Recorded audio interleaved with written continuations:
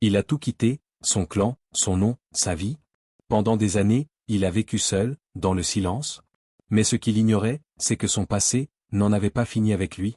Une voix l'a appelé, une vérité l'a brisé, et une femme l'a sauvé. Voici l'histoire d'un guerrier qui pensait ne plus jamais aimer. Le jour n'était pas encore levé quand Apache ouvrit les yeux. La maison était silencieuse. Trop silencieuse. Il resta immobile quelques secondes, allongé sur le lit étroit, à écouter le souffle du vent qui passait entre les planches du mur. Chaque matin commençait ainsi. Le même silence. Le même vide. Il se leva lentement. Ses os craquèrent doucement, comme s'il protestait contre une nouvelle journée de travail.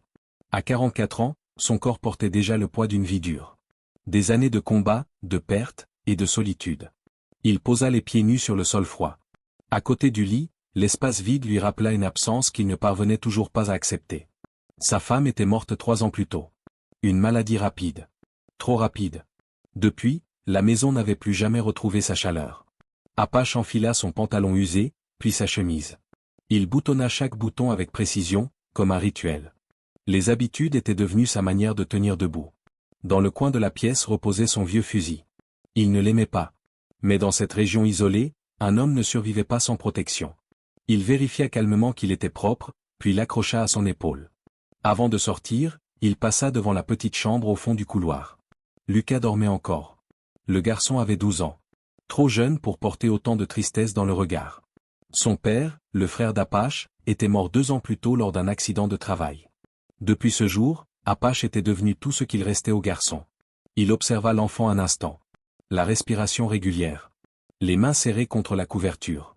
Il espéra, comme chaque matin, que Lucas continuerait à dormir paisiblement pendant son absence. Sur la table en bois de la cuisine, Apache prit un crayon. Il écrivit quelques mots sur un bout de papier. « Si je ne suis pas revenu avant la nuit, va voir le shérif. » Il fixa la phrase longtemps. Il ne savait pas pourquoi il l'avait écrite. Un pressentiment. Une sensation lourde dans la poitrine. Puis il posa le papier bien en évidence et ouvrit la porte. L'air du matin était frais. Le ciel encore sombre. Les montagnes se dressaient devant lui comme des silhouettes immobiles, anciennes, silencieuses. Il connaissait ce sentier depuis 7 ans. Chaque pierre. Chaque virage. Chaque arbre tordu par le vent. Il marcha d'un pas régulier. Ses bottes écrasaient le gravier, brisant le calme du matin. La vallée dormait encore. Aucun bruit de charrette. Aucun rire. Aucun mouvement. Seulement lui, et la montagne. Alors qu'il avançait, Apache sentit quelque chose d'étrange. Comme si l'air retenait son souffle. Plus haut sur le chemin, il croisa plusieurs hommes. Des ouvriers. Ils parlaient fort. Ils riaient. Ils parlaient d'argent, de nouvelles fouilles, de richesses prochaines. Aucun ne le regarda vraiment. Aucun ne sembla remarquer la tension qui pesait autour d'eux. Ils passèrent. Le bruit de leur voix s'éloigna. Apache continua seul. Puis, il l'entendit. Un son faible. Presque perdu dans le vent. Il s'arrêta. Écouta. Rien. Il reprit sa marche, pensant s'être trompé. Mais quelques pas plus loin, le son revint. Plus clair. Plus humain. Un appel. Un cri brisé. Son cœur se serra. Il regarda autour de lui. Le sentier principal était calme. Personne ne semblait réagir. Personne ne s'arrêtait. Apache serra les poings. Il se souvenait trop bien d'un autre jour. D'un autre cri. D'un autre retard. Ce jour-là, il était arrivé trop tard. Il ne referait pas la même erreur. Sans hésiter, il quitta le sentier principal et se dirigea vers la pente abrupte. Les pierres glissaient sous ses bottes. Le vide s'ouvrait à quelques mètres seulement.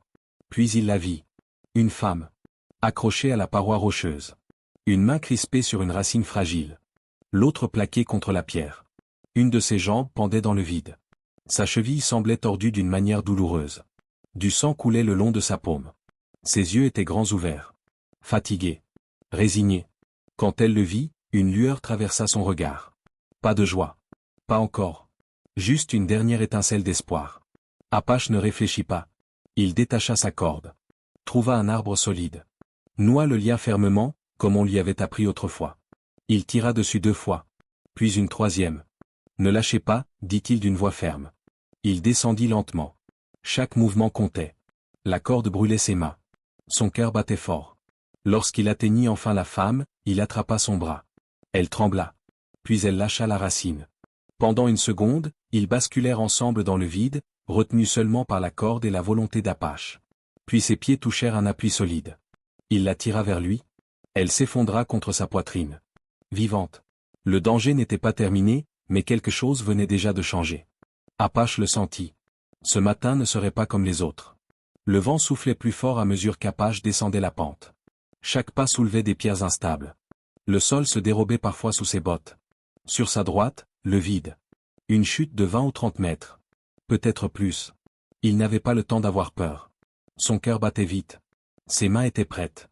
Ses yeux fixaient la silhouette, suspendue à la paroi. La femme luttait encore. Une main crispée sur une racine maigre. L'autre plaquée contre la roche, comme si elle cherchait à fusionner avec elle. Sa jambe gauche pendait dans le vide. La droite tremblait, son pied bloqué sur un minuscule rebord. Sa cheville était tordue, gonflée, rouge. Du sang coulait de sa paume, glissant le long de son bras. Elle portait une robe simple, faite de coton usé. Une besace en cuir pendait sur son épaule, la lanière enfoncée dans sa peau. Ses cheveux noirs tombaient en désordre sur son visage. Mais ce sont ses yeux que remarqua d'abord Apache. 2 yeux sombres. Intenses. Vivants. Mais au fond, une tristesse profonde. Comme si elle avait déjà commencé à dire adieu. Il ne dit pas un mot. Il agissait. D'un geste rapide, il détacha la corde de son sac. Il repéra un arbre au tronc tordu, enraciné profondément dans la roche. Un genévrier, vieux et solide. Il y noua la corde en utilisant le seul nœud qu'il avait toujours retenu de l'armée. Il tira dessus. 1 fois. 2 fois. Satisfait. Il enroula l'autre extrémité autour de sa taille. « Tenez bon », dit-il simplement. Sa voix était rauque, mais ferme. Elle tourna légèrement la tête vers lui. Leurs regards se croisèrent une seconde. Elle hocha doucement la tête. Pas un mot. Pas un cri. Juste un accord silencieux. Apache bascula dans le vide. La pente était raide, mais pas verticale. Il utilisait ses pieds pour freiner, ses mains pour se stabiliser. La corde glissait entre ses doigts, brûlant légèrement sa peau. Chaque mètre comptait. La roche était coupante. Le vent fouettait son visage. Quand il arriva enfin à sa hauteur, elle tremblait.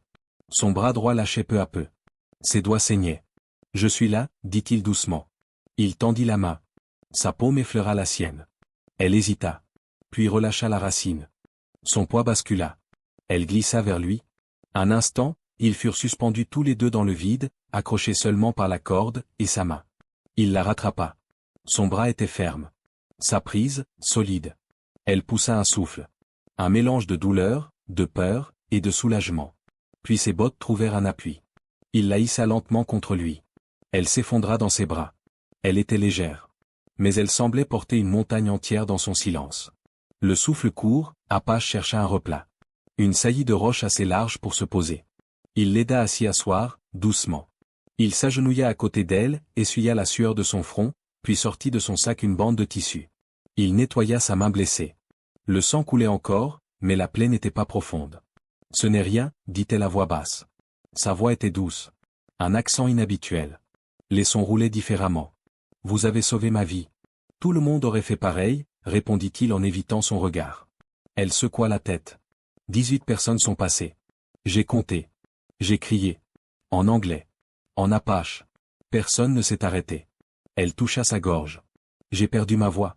Ils m'ont vu. Certains m'ont regardé. Puis, ils ont continué leur chemin.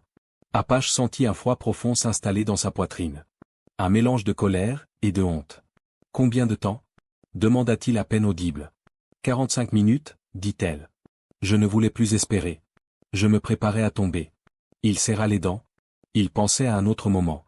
À un autre cri qu'il n'avait pas entendu à temps. À une autre vie qu'il n'avait pas pu sauver. Vous vous appelez comment ? Demanda-t-il. Alika, dit-elle. Et vous ? Il hésita. Apache, répondit-il. On m'appelle comme ça ici. Un silence. Puis il se releva. Venez. Il y a un endroit pas loin. À l'abri. De l'eau, de l'ombre. Vous pouvez vous reposer. Où alliez-vous ? Demanda-t-elle. Il regarda plus haut, vers le sommet invisible dans la brume. Là où vous alliez, répondit-il simplement. Elle ne dit rien. Elle posa sa main sur son épaule. Ils commencèrent à marcher. Lentement. Ensemble. Le soleil montait doucement. Sa lumière glissait sur les roches rouges, réchauffant peu à peu la montagne. Alika marchait lentement. Son bras s'appuyait contre celui d'Apache, et chaque pas lui arrachait une grimace. Sa cheville blessée enflait. Mais elle ne se plaignait pas. Elle avançait. Ils atteignirent un replat ombragé, protégé par deux grands rochers dressés comme des gardiens silencieux. Là, Apache l'aida à s'asseoir. Elle s'adossa au mur de pierre, respirant lentement, les yeux clos. Il ouvrit sa gourde et la lui tendit. Elle but, à petites gorgées, l'eau glissant sur son menton. Merci, dit-elle enfin. Il hocha la tête, s'agenouilla à côté d'elle, et regarda sa cheville. Il déchira un morceau de tissu propre dans son sac, et enroula la bande doucement autour de l'articulation. Alika serra les dents. Elle ne cria pas. Quand il eut fini, il s'assit près d'elle, sans parler. Pendant quelques minutes, le silence les enveloppa. Un silence doux. Pas vide. Un silence rempli d'un poids qu'ils partageaient sans encore se l'avouer. Puis Alika parla. « Je dois vous dire quelque chose, murmura-t-elle. Elle détacha lentement la lanière de sa besace en cuir. Ses doigts tremblaient légèrement. Elle ouvrit le rabat, puis sortit un petit paquet enveloppé dans une peau de daim souple. Avec un respect presque religieux, elle défit les liens. Dans ses mains apparut une sculpture en bois foncé. Un colibri, les ailes déployées, figé en plein vol. Le travail était délicat. Chaque plume semblait vivante. Les yeux étaient de minuscules pierres turquoises qui brillaient sous la lumière. Alika le regarda un long moment, puis tendit l'objet à Apache. Il hésita. Puis prit le colibri entre ses mains calleuses. Le bois était chaud. Lisse. Mais plus lourd que prévu. Comme s'il portait quelque chose de plus grand que lui. Ma grand-mère l'a sculpté, dit Alika. Elle s'appelait Takawena. Elle était guérisseuse, respectée par les anciens. Elle a mis 3 mois à le fabriquer. Le jour de ma naissance. Elle inspira profondément. C'est un talisman. Un protecteur. Un lien entre l'esprit et la terre. Apache ne dit rien. Il observait le colibri comme on regarde un souvenir oublié. Elle est morte en décembre dernier. À 87 ans. J'étais loin. Je n'étais pas là, quand elle est partie. Sa voix trembla légèrement. Je n'ai pas pu lui dire adieu. J'avais quitté notre terre. J'avais choisi un autre chemin. Elle baissa les yeux. J'ai épousé un homme blanc. Robert. Il était bon. Il m'aimait. Mais les miens ne l'acceptaient pas. Alors j'ai tourné le dos à ma tribu. Par amour. Par orgueil aussi. Elle se mordit la lèvre. 2 ans de bonheur. Puis Robert a été tué. Des voleurs de terre. Pour une histoire d'eau. Une dispute. Une balle. Elle ferma les yeux, longtemps. Après sa mort, je ne pouvais plus retourner chez les miens. Trop de honte. Trop de regrets. Apache l'écoutait sans bouger. Les mots d'Alika étaient simples. Mais leur poids était immense. Elle reprit doucement. Avant de mourir, ma grand-mère m'a laissé une lettre. Elle m'a demandé de ramener le colibri à la montagne. De le déposer là où elle priait, dans un cercle sacré. Pour que son esprit y repose. Alika le regarda droit dans les yeux. J'ai essayé. Je suis venu seul. Je ne voulais pas qu'on me voie échouer. Mais j'ai échoué quand même. Elle tendit la main vers le colibri dans les mains d'Apache. Je veux que ce soit vous qui l'apportiez. Il fronça les sourcils. Je ne peux pas, dit-il. Ce n'est pas à moi. Ce n'est pas un cadeau, dit-elle. C'est une confiance. Le mot resta suspendu entre eux. Confiance. Simple. Fort. Inconfortable. Apache regarda à nouveau la sculpture. Le bois. Les pierres. L'amour enfermé dans ce petit objet. Puis il hocha la tête. Dites-moi où? Alika sourit faiblement. Elle se pencha, prit un bâton, et traça une carte simple dans la poussière rouge. Suivez ce chemin. À environ 1 kilomètre au nord-est, vous verrez 2 rochers en forme de porte. Passez entre eux. Vous trouverez un cercle de 12 pierres blanches. Au centre, les cendres d'un ancien feu. C'est là que le colibri doit être déposé. Apache grava chaque détail dans son esprit. Il enveloppa la sculpture avec soin, la rangea dans son sac, puis se leva. Reposez-vous ici, dit-il. Quand vous le poserez, murmura Alika, le regard ailleurs, ma grand-mère vous parlera. Il ne répondit pas. Il n'y croyait pas. Les esprits, les voix d'outre-tombe, c'était pour ceux qui avaient encore l'espoir de croire. Mais il ne la contredit pas. Il se contenta de hocher la tête. Puis, sans un mot de plus, il se retourna, et s'enfonça dans la montagne. Le soleil s'élevait, lentement mais fermement. Sa lumière devenait plus dure, plus tranchante. Les ombres fuyaient, se réduisant sous les rochers. L'air devenait sec. L'arrière-goût du silence se changeait en tension. Apache avançait à pas lents, concentré. Il suivait le tracé qu'Alika avait dessiné dans la terre. Chaque pas le rapprochait d'un endroit qu'il ne connaissait pas, mais qu'il sentait déjà ancien. Il portait le colibri dans son sac, bien enveloppé, protégé. Pourtant, il sentait son poids. Un poids étrange. Pas lourd comme une pierre. Mais lourd comme un souvenir. Comme un devoir transmis sans bruit. Le sentier grimpait, tournait, disparaissait parfois entre les pins. La montagne le testait à chaque pas. Il glissait par endroits.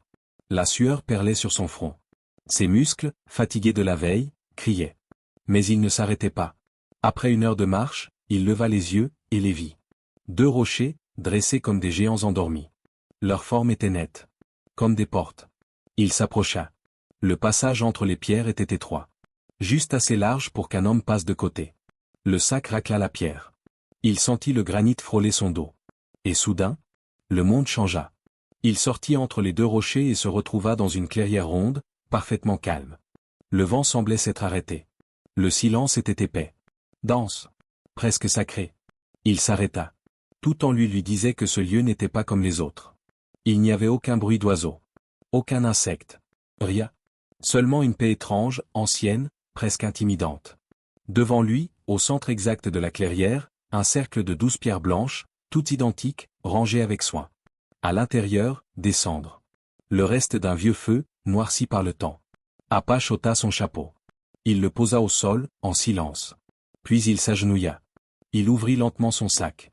Ses mains tremblaient légèrement. Il sortit la sculpture enveloppée. Défit le cuir. Le colibri apparut, encore plus beau sous la lumière filtrée à travers les pins.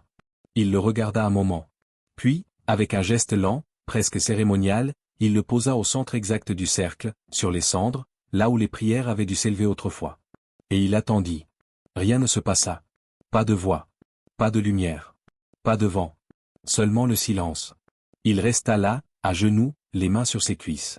Il se sentit stupide. Il pensa à Alika, à ses mots, à sa foi. Et il secoua la tête. Il n'était pas un homme de vision. Il avait vu trop de souffrance pour croire au miracle. Il se pencha pour reprendre son chapeau. Mais quelque chose l'arrêta. Sous une pierre, à l'est du cercle. Un coin de papier dépassait. Il tendit la main. Souleva la pierre. Et sortit une enveloppe ancienne, jaunie par le temps. L'encre était fanée, mais encore lisible. Un mot était écrit sur le devant, étranger. Il ouvrit. À l'intérieur, une seule feuille pliée. Une écriture soignée, presque élégante. Des mots simples. Directs. À l'étranger qui ramène mon oiseau. Il y a 20 hivers, j'ai sauvé un soldat sur cette montagne. Son nom était Michel Marchand. Il avait les mêmes yeux que toi. Des yeux qui ont connu la perte. La confiance ne se donne pas. Elle se construit. Pierre par pierre. Celui qui sauvera ma petite fille, aura aussi besoin d'être sauvé. Takawena, décembre 1884. Apache resta figé. Michel Marchand. Son père. Une vague glaciale le traversa. Des souvenirs oubliés. Des nuits d'hiver. Une voix fatiguée qui parlait d'une femme apache. D'une fièvre. D'une montagne. D'une dette qu'il n'avait jamais su expliquer. Apache porta instinctivement la main à son cou. Sous sa chemise, suspendu à un cordon de cuir, il portait un pendentif. Toujours. Depuis l'enfance. Il le sortit. C'était un colibri en argent, aux yeux en turquoise. Identique à celui en bois posé dans le cercle. Il comprit. Elle en avait fait 2. L'un pour sa petite fille. L'autre pour son père. Et par un chemin qu'aucun d'eux n'aurait pu prévoir, ces 2 oiseaux s'étaient retrouvés. Ici dans ce lieu. À ce moment précis. Un cercle invisible venait de se refermer.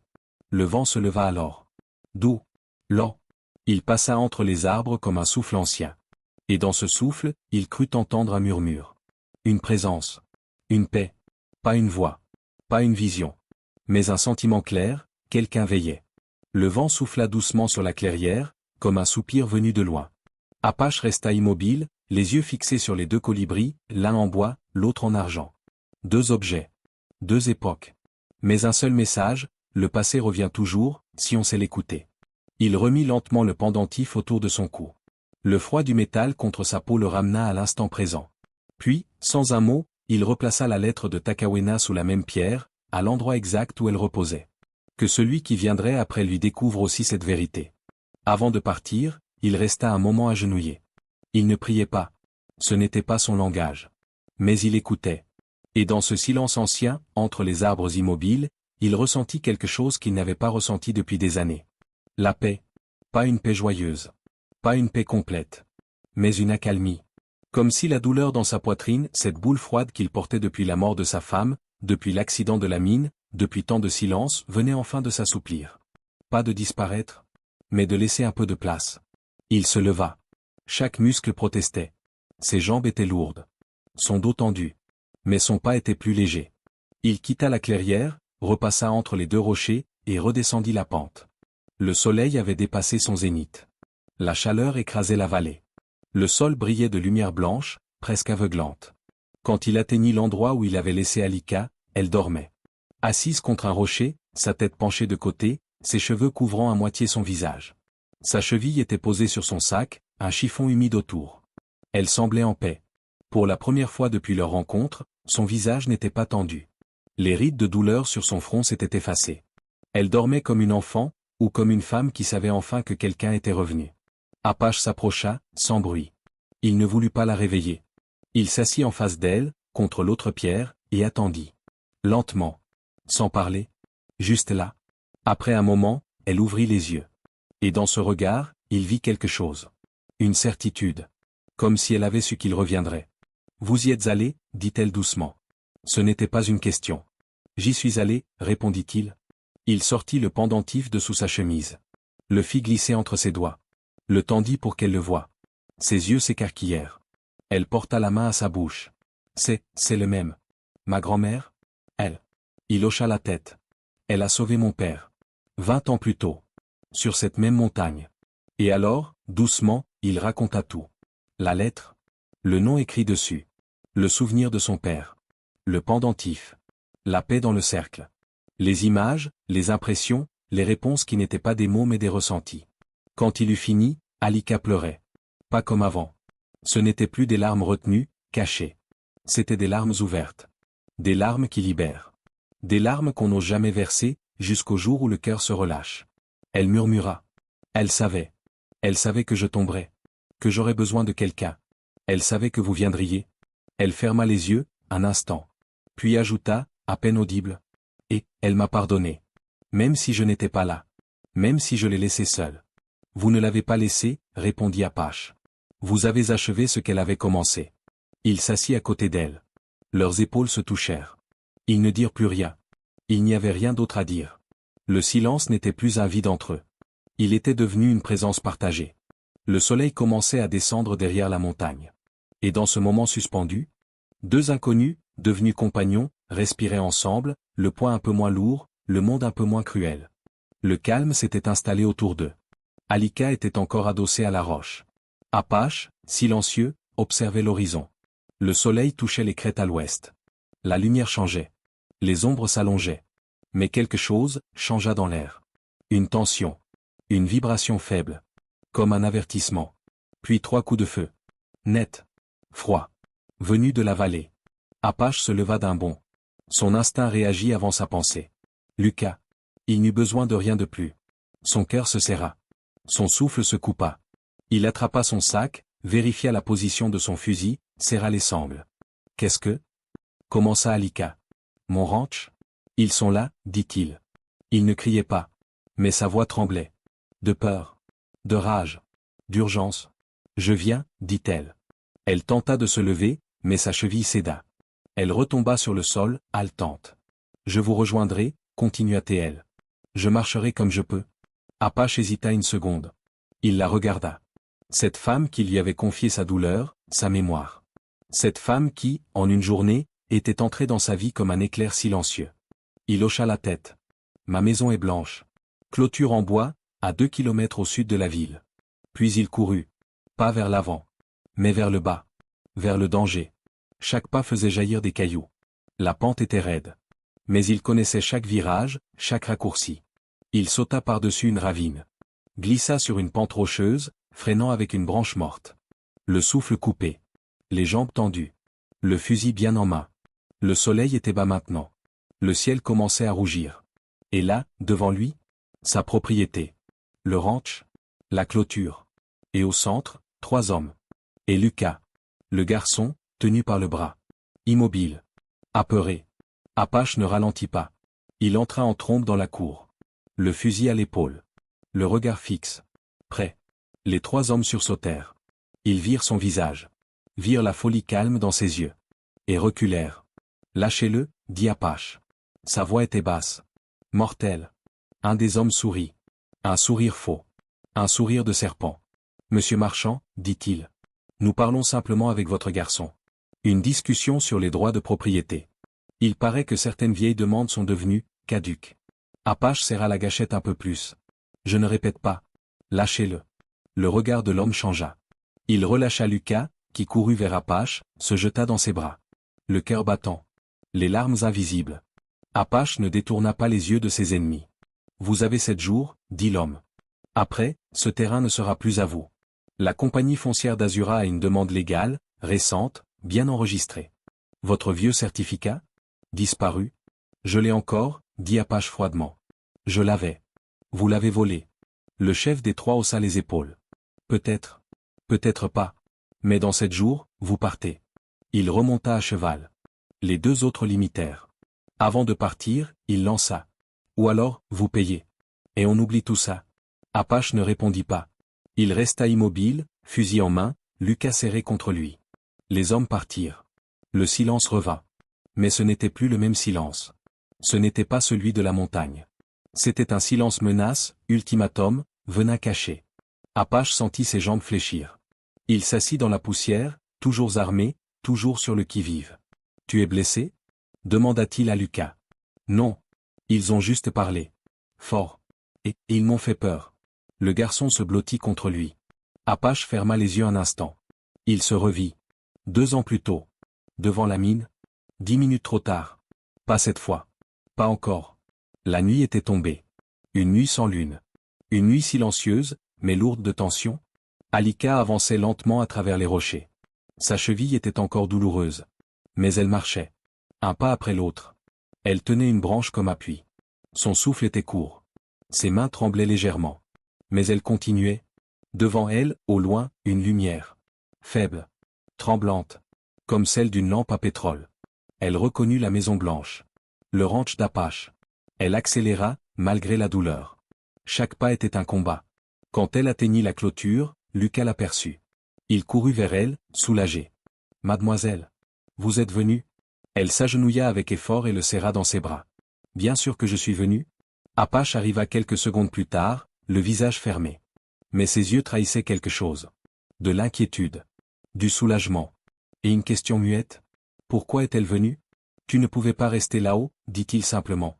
Elle haussa les épaules. « Et toi, tu ne pouvais pas affronter tout ça seul. » Un silence. Un long silence. Pas hostile. Juste, profond. Ils entrèrent dans la maison. Une vieille structure en bois. Des murs simples. Des meubles usés mais propres. Tout respirait la solitude et la force. Alika s'assit près de la cheminée. Apache apporta une couverture. Lucas, curieux, resta près d'elle. « C'est votre maison ?» demanda-t-il. « Non, répondit-elle doucement. C'est la sienne. » Elle désigna Apache. Le garçon hocha la tête. Puis il s'éloigna, laissant les 2 adultes seuls. Apache posa une théière sur le feu. « Tu fuis quoi ?» demanda-t-il soudain. Alika tourna les yeux vers lui. Elle ne répondit pas tout de suite. Puis, un passé que je n'ai jamais choisi. Un père violent. Un mari que je n'ai pas aimé. Et une liberté que j'ai gagnée, mais trop tard. Apache resta silencieux. Elle continua. Tu n'es pas le seul à porter des cicatrices? Il hocha la tête lentement. Les cicatrices, parfois, c'est tout ce qu'il reste. Un autre silence. Plus doux. Moins tendu. Puis ils entendirent quelque chose. Un bruit sourd, dehors. Comme une porte qui claque. Ou une branche brisée sous un pas humain. Apache se leva d'un bond. Lucas accourut. Qu'est-ce que c'est? Reste ici, dit Apache. Ferme la porte. Et ne bouge pas. Il sortit. Rien. Le vent. La poussière. Mais il savait. Quelqu'un était là. Peut-être pas ce soir. Peut-être pas encore. Mais bientôt. Il retourna à l'intérieur. C'était quoi? Demanda Alika. Une promesse. Pas de celle qu'on aime entendre. Elle comprit. Il n'y aurait pas de paix ici. Pas tant que ces hommes reviendraient. Pas tant que le passé d'Apache et le sien ne seraient pas réglés. Mais au fond d'elle, elle n'avait plus peur. Parce qu'elle n'était plus seule. L'air était lourd, chargé de silence et d'une tension invisible. L'Apache marchait en tête du petit groupe, son regard fixé droit devant lui. Il ne disait rien, mais chaque pas résonnait comme une promesse. Derrière lui, Clara suivait avec une prudence mêlée d'appréhension. Depuis la nuit précédente, elle avait senti un changement en lui. Quelque chose d'ancien s'était réveillé. Ils traversèrent un chemin étroit bordé de collines sombres. Le vent soufflait doucement, faisant bouger les feuilles comme si elles chuchotaient un avertissement. L'apache s'arrêta soudainement. Il plia légèrement les genoux, ses yeux sondant les hauteurs. Clara le regarda, inquiète. « Tu entends quelque chose » murmura-t-elle. Il ne répondit pas. Il leva la main pour lui indiquer de ne plus faire un bruit. Son instinct de chasseur venait de détecter un mouvement, quelque chose d'anormal dans la vallée silencieuse.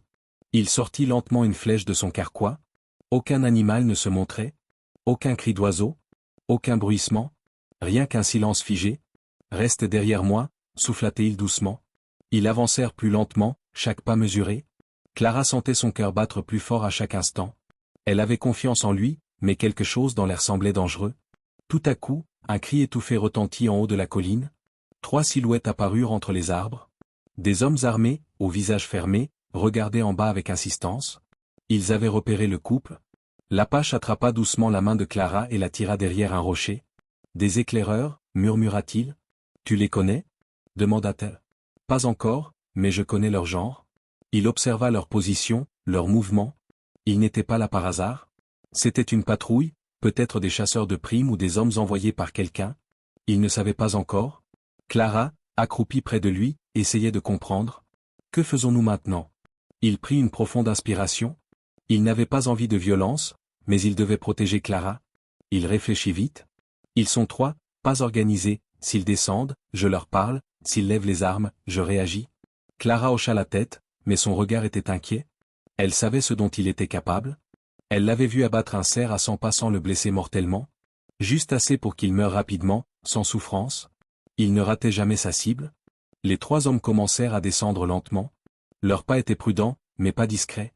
L'apache sortit de sa cachette, se redressa et leva les bras. « Nous ne cherchons pas de problème » lança-t-il calmement. Les hommes s'arrêtèrent, surpris.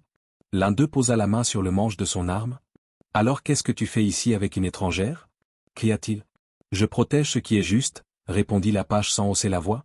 Un moment de silence, puis l'un des hommes fit un pas de trop, une flèche fendit l'air et atterrit juste à ses pieds. « Le prochain ira plus loin » dit-il fermement. L'homme recula. « Nous reviendrons » lança-t-il en guise de menace. Ils disparurent dans la vallée, laissant le calme revenir peu à peu. Clara sortit de sa cachette. Elle tremblait légèrement. « Tu aurais pu les blesser ?»« Mais je ne l'ai pas fait » répondit-il doucement. Elle le regarda. Pour la première fois, elle vit en lui non seulement un survivant, mais un véritable guerrier. Un homme guidé par l'honneur et la paix, mais prêt à tout pour défendre ceux qu'il aime. Le lendemain matin, le ciel était couvert de nuages gris, et une légère brume flottait sur les hauteurs. L'apache et Clara avançaient lentement à travers les buissons denses, en silence. Leurs pas étaient calmes, mais leurs pensées lourdes. Clara observait l'homme à ses côtés. Il n'avait pas dit un mot depuis le départ. Quelque chose le troublait. Elle le sentait. « Tu penses qu'ils vont revenir » demanda-t-elle doucement. « Pas aujourd'hui » répondit-il sans la regarder. « Mais ils reviendront. Et ils ne seront pas seuls » Clara baissa les yeux. Elle savait qu'il disait vrai. Plus loin, ils arrivèrent devant une ancienne cabane en bois, cachée derrière une rangée d'arbres tordus. Elle semblait abandonnée depuis des années, mais l'apache s'arrêta devant, le regard figé. « Tu connais cet endroit » demanda Clara. Il hocha lentement la tête. « Mon père y a vécu.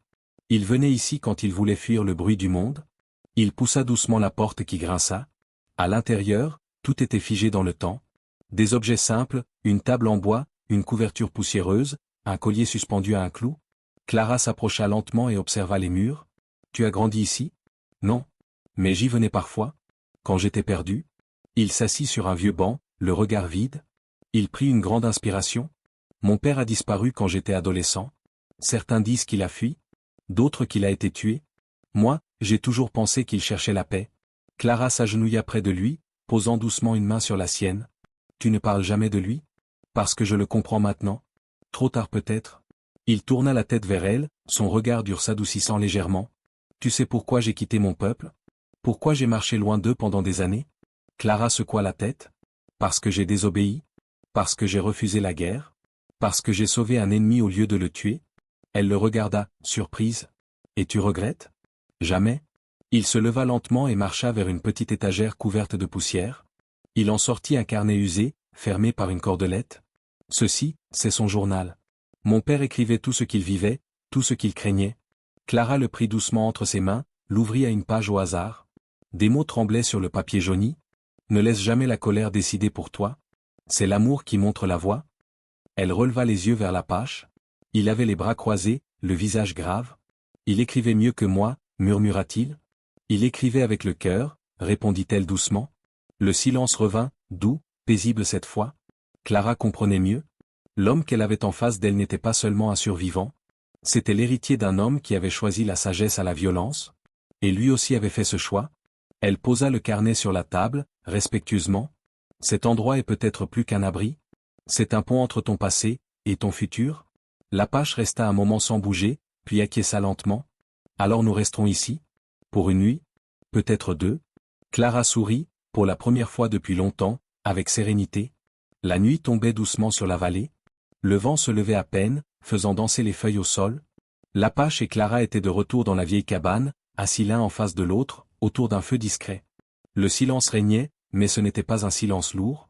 Plutôt une pause, comme si le monde autour d'eux leur accordait un moment de répit. « Tu comptes repartir après tout ça ?» demanda Clara doucement. L'Apache leva les yeux. Ses traits étaient calmes, mais son regard restait dur. « Je n'ai jamais vraiment trouvé d'endroit où rester. Alors je pars toujours ?» Clara soupira. Elle comprenait sa douleur, mais une part d'elle voulait qu'il reste. « Tu n'as jamais pensé à te poser quelque part? À vivre, vraiment, pas juste survivre ?» Il détourna les yeux. Elle avait touché une corde sensible. « Survivre est la seule chose que j'ai appris, » murmura-t-il. Clara se leva lentement et s'approcha du feu. Elle prit une bûche et la posa doucement dessus. Les flammes remontèrent lentement. « Et si tu apprenais autre chose ?» dit-elle doucement. « Comme faire confiance? Ou aimer à nouveau ?» L'Apache serra les dents. Il se leva sans un mot et sortit de la cabane. Clara resta seule quelques instants, déstabilisée. Elle le rejoignit à l'extérieur.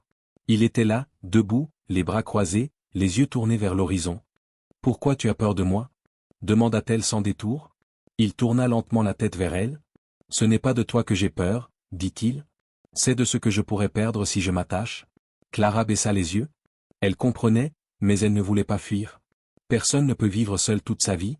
Même un guerrier comme toi. Un silence. Puis l'Apache reprit, d'une voix plus douce. « Quand j'étais jeune, j'ai aimé une femme. Elle a été tuée à cause de moi. Depuis ce jour, je refuse de laisser quelqu'un m'approcher. » Clara ne répondit pas. Elle s'approcha doucement et posa sa main sur son bras. « Tu ne m'empêcheras pas d'essayer? Même si tu fuis, je resterai là. » Il la regarda longuement. Son regard, habituellement dur comme la pierre, tremblait légèrement. Comme si une faille s'ouvrait en lui. « Tu es différente ?» souffla-t-il. Clara sourit faiblement. « Et toi, tu mérites une seconde chance ?» Ils restèrent là, dans la lumière du feu, sans un mot de plus. Pas besoin de parler davantage. Un pas venait d'être franchi. L'Apache n'avait pas dit qu'il resterait. Mais pour la première fois, il n'avait pas dit qu'il partirait non plus. Et parfois, c'est tout ce qu'il faut pour commencer un nouveau chapitre. Le lendemain matin, la lumière peinait à percer à travers les nuages.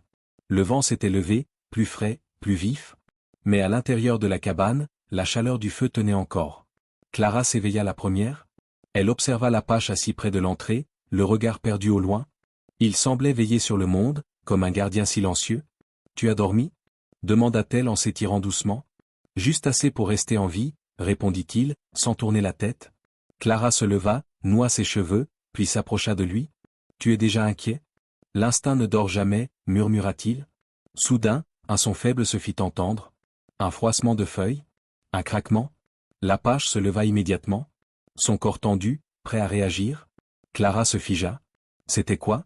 Il leva la main pour lui faire signe de ne pas bouger. Puis, sans bruit, il se glissa à l'extérieur. Quelques secondes passèrent, longues, lourdes. Puis une voix résonna doucement, hésitante. « Apache ?» Clara ouvrit grand les yeux. Ce n'était pas un ennemi. C'était une femme. Elle sortit à son tour et vit une silhouette frêle au bord des arbres. Une femme âgée, enveloppée dans un châle gris, le visage marqué par les années mais les yeux vifs. L'Apache restait figé, les bras croisés. Il ne semblait ni surpris ni détendu. « Wana » dit-il enfin. Clara observa la scène, perdue. « Qui est-ce » demanda-t-elle doucement. La vieille femme s'avança lentement. « Je suis celle qui l'a élevé quand sa mère est partie » dit-elle avec douceur. Clara se figea. Elle regarda l'Apache, mais il évitait toujours leur regard. « Pourquoi viens-tu maintenant » demanda-t-il d'une voix ferme. « Parce que le danger approche » répondit-elle calmement. « Et tu ne pourras pas l'affronter seule » Un silence. « Tu as été banni »« Oui. Mais pas oublié » L'Apache serra les poings. Clara vit ses mâchoires se crisper. « Ils m'ont trahi ? Ils m'ont abandonné ?»« Non, dit Wana en s'approchant encore. Ils t'ont puni, par peur? Mais aujourd'hui, ils regrettent? Clara s'interposa doucement, posant une main sur le bras d'Apache. Tu peux leur pardonner? Ou au moins, écouter? Wana s'arrêta à quelques pas de lui. Elle sortit de son châle un petit objet enveloppé dans du tissu. Elle le tendit vers lui. Ceci appartenait à ton père? Il voulait que tu l'aies quand tu serais prêt? L'Apache hésita. Puis, lentement, il tendit la main et prit l'objet. Il le déplia. C'était un médaillon, fait main, avec des symboles anciens gravés autour d'une pierre brune. Il le serra dans sa main, sans rien dire. Wana recula doucement. Nous vivons encore dans les terres du Sud? Si tu viens, ils t'écouteront? Elle s'éloigna lentement, sans attendre de réponse. Clara se tourna vers lui. Tu dois y aller? Il la regarda, ses yeux sombres, indécis. Et toi? Je t'attendrai ici, dit-elle sans hésiter. Il hocha la tête lentement. Alors, je vais affronter les ombres de mon passé. Le soleil était bas sur l'horizon, teintant le ciel d'orange et d'or. L'Apache avançait seul, son sac en cuir jeté sur l'épaule, les yeux fixés droit devant lui. Chaque pas le ramenait un peu plus près d'un passé qu'il avait juré de ne jamais revoir. Le chemin vers les terres du Sud était ancien, presque effacé. Mais il s'en souvenait comme si c'était hier. Les arbres avaient grandi, les pierres s'étaient déplacées. Mais l'odeur de la terre, elle, n'avait pas changé. Il s'arrêta un instant devant une rivière étroite, là où, autrefois, son père lui avait appris à pêcher à la main. L'eau était plus basse, mais toujours vive. Il se pencha, y trempa les doigts. Un frisson le traversa. « Je suis revenu », murmura-t-il. Plus loin, il aperçut les premières habitations. De petits huttes en bois, éparpillés, reliés par des sentiers. Rien n'avait vraiment changé, et pourtant tout semblait différent. À peine eut-il posé le pied dans le hameau qu'un jeune garçon l'aperçut. Il courut immédiatement vers l'intérieur d'une maison.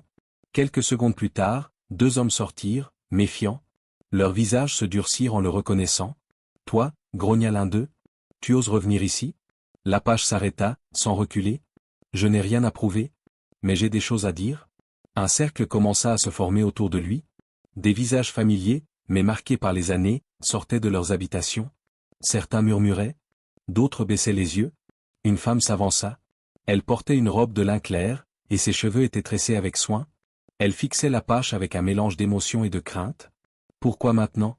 demanda-t-elle. « Pourquoi revenir après tout ce temps ?»« Parce que je ne peux plus fuir ce que je suis, » répondit-il calmement. Un ancien s'avança, appuyé sur une canne sculptée. Son regard était perçant malgré l'âge. « Tu étais un frère, un fils du feu. Mais tu as désobéi aux lois. Tu as laissé un ennemi vivre. Et je le referai, » dit l'Apache sans détour. « Car ce jour-là, j'ai compris que tuer ne rendait pas plus fort, mais plus seul. » Un silence, lourd, profond. L'ancien s'arrêta devant lui, le regarda longuement, puis tendit la main. « Montre-moi ce que ton père t'a laissé. » L'Apache sortit le médaillon de sa poche.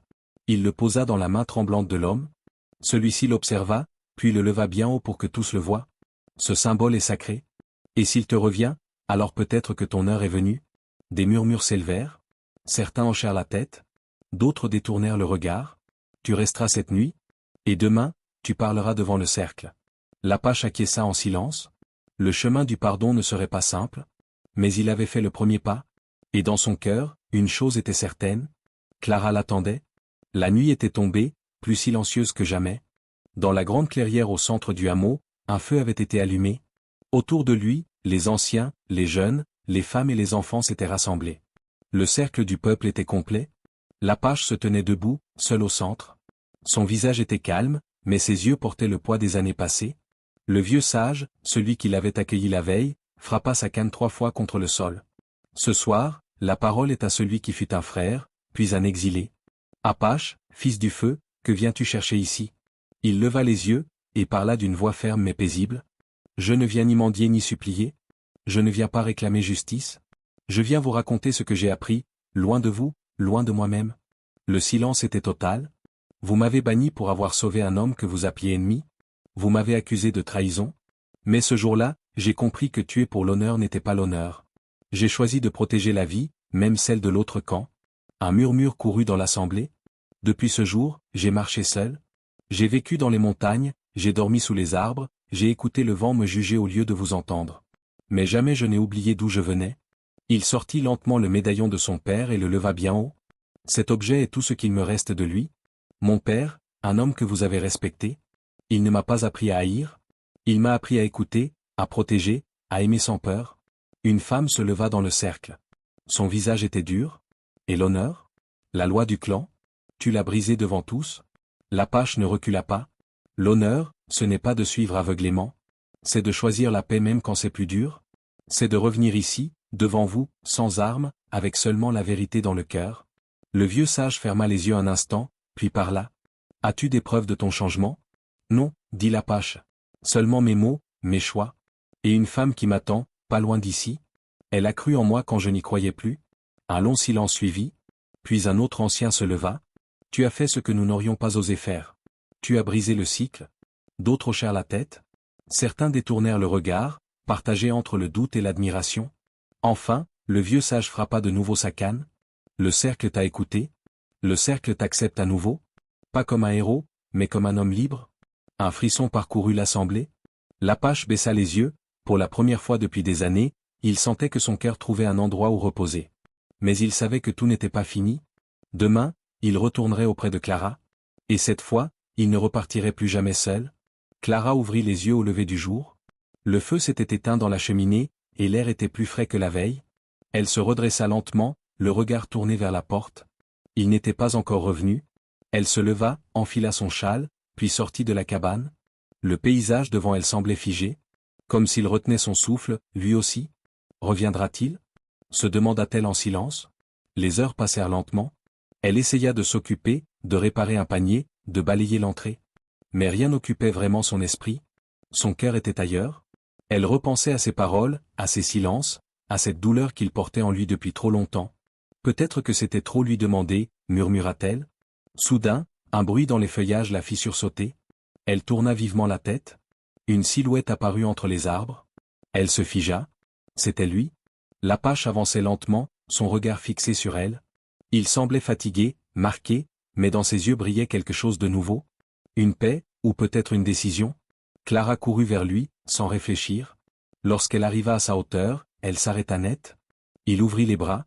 Elle s'y jeta sans dire un mot. Tu es revenu, souffla-t-elle contre son épaule.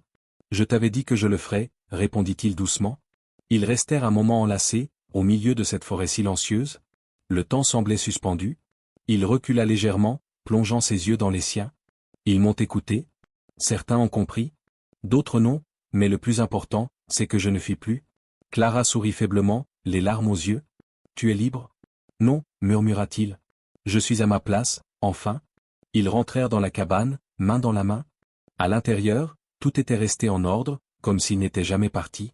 Il s'assit près du feu et sortit le médaillon de son père. Il le posa sur la table, devant elle. Ce symbole, c'est plus qu'un héritage. C'est une promesse, de ne plus vivre dans la peur, ni dans l'exil. Clara le regarda, puis prit doucement sa main. Et maintenant? Que faisons-nous? Il la regarda longuement. Maintenant, nous construisons quelque chose? Ici, ou ailleurs, mais ensemble? Elle hocha la tête, émue. Ensemble? Le soleil pénétra doucement par la fenêtre, réchauffant la pièce. Pour la première fois depuis longtemps, Clara et l'Apache n'avaient plus besoin de fuir.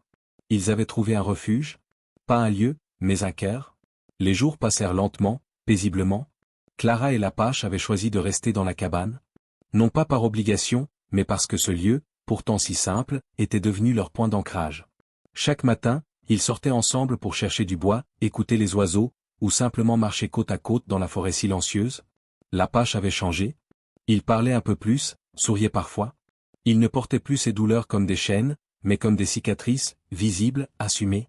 Un soir, alors que le feu crépitait doucement, Clara s'approcha de lui avec un petit carnet. « Tu veux écrire dedans ?» lui demanda-t-elle avec douceur. Il le prit entre ses mains calleuses. Le carnet ressemblait à celui de son père. Il le feuilleta lentement, puis releva les yeux vers elle. « Tu crois que mes mots ont de la valeur? Je crois que ton silence en avait déjà. Alors, imagine ce que tes mots peuvent t'offrir. » Il sourit. Un sourire rare, mais vrai. Il ouvrit le carnet, et écrivit quelques lignes. « Je suis revenu d'un monde que je ne comprenais pas. J'ai fui longtemps, j'ai combattu seul. Et pourtant, ce n'est qu'en acceptant d'être vu, d'être aimé, que j'ai commencé à vivre vraiment. » Clara posa sa tête contre son épaule. « Tu as enfin trouvé la paix? » « Non, murmura-t-il. J'ai trouvé mieux. J'ai trouvé toi. » Le silence s'installa, doux, presque sacré. Le lendemain, un jeune garçon arriva dans la clairière, essoufflé, les bras tendus. « Le conseil t'envoie ce message, dit-il. Il tendit une feuille pliée. L'Apache la lut lentement. Il m'invite à revenir, à enseigner ce que j'ai appris. Clara le regarda. Tu vas accepter? Il plia le papier avec soin, et le glissa dans sa poche. Oui. Mais je ne le ferai pas seul. Elle hocha la tête avec un sourire. Alors, nous irons ensemble. Et ainsi, ils quittèrent la cabane, non pas comme deux âmes perdues, mais comme deux êtres reconstruits. Ils n'avaient plus peur du monde, car ils avaient découvert que le véritable refuge ne se trouvait pas dans les montagnes, ni dans les traditions, ni dans l'oubli, mais dans le regard de l'autre, et dans la promesse silencieuse que, quoi qu'il arrive, ils ne seraient plus jamais seuls. Si cette histoire vous a touché autant qu'elle nous a bouleversés en l'écrivant, alors dites-le nous dans les commentaires. D'où nous regardez-vous? Vos mots comptent? Et si vous aimez ce genre de récit, abonnez-vous dès maintenant. Une simple action de votre part nous permet de continuer à raconter ce qui mérite d'être entendu. Merci, du fond du cœur.